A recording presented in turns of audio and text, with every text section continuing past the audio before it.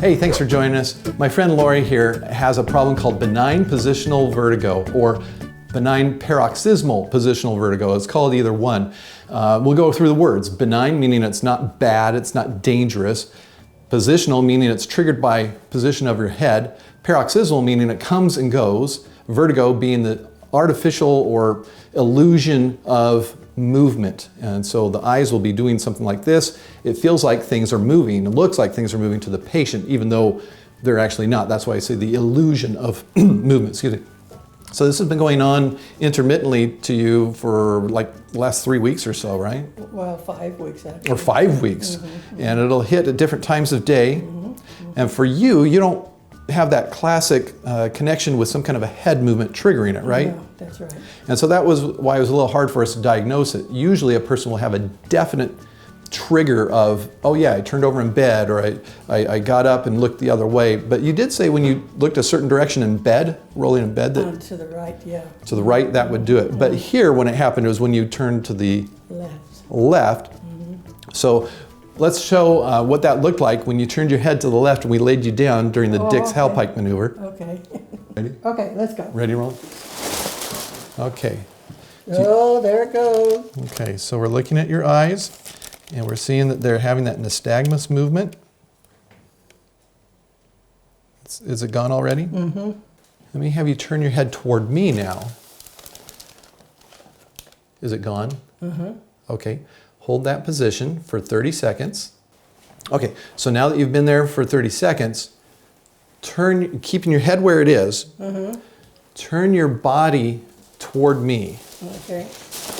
Without falling off. Yeah. All right. All right, now go ahead and let your nose touch yeah, like that. We're gonna hold that position for about 30 seconds. Oh boy. Is it starting? Oh man. Let me see your eyes. That triggered it again, so we're going to hold you here until that stops. And did it already stop? Yeah. Yeah, her eyes were doing it again.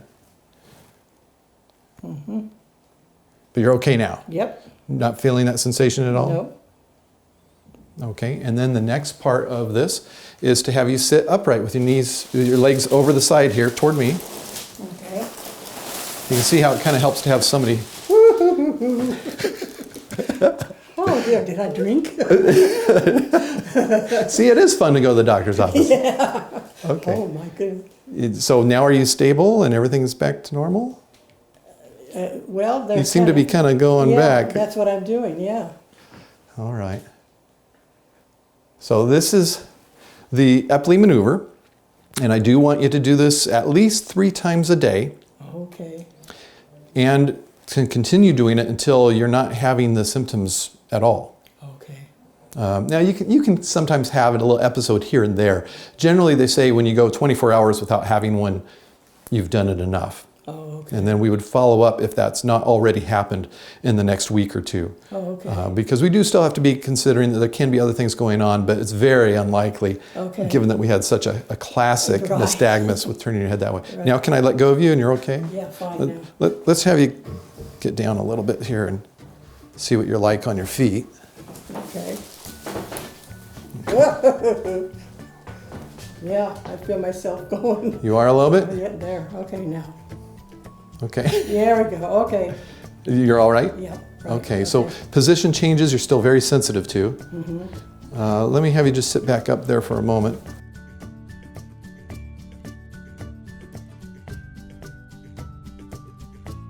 Get you on your feet. But that felt better than the first one, didn't it? Already, that quickly. Yeah. And that sometimes people have a response that quickly that it'll start getting better just with doing this a couple times.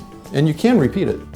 And that's the Epley Maneuver. So we're going to have Lori do that at home and check in on her in a couple weeks and make sure that the symptoms have gone away. If not, we're going to follow up possibly with some imaging of the brain, possibly imaging of the circulation of the brain, possibly a referral to ENT, depending on what the symptoms are between now and when we see her back. Hopefully she'll be all gone. Thank you, Lori, so much for doing this. And thank you for joining us. If you're not already subscribed, please do subscribe. If you want to be on Patreon to see some of the behind the scenes material, you can do that too. And we do want to thank our patrons, BooBoo Kitty, Lindsay Graff, and Petra Rosenberg.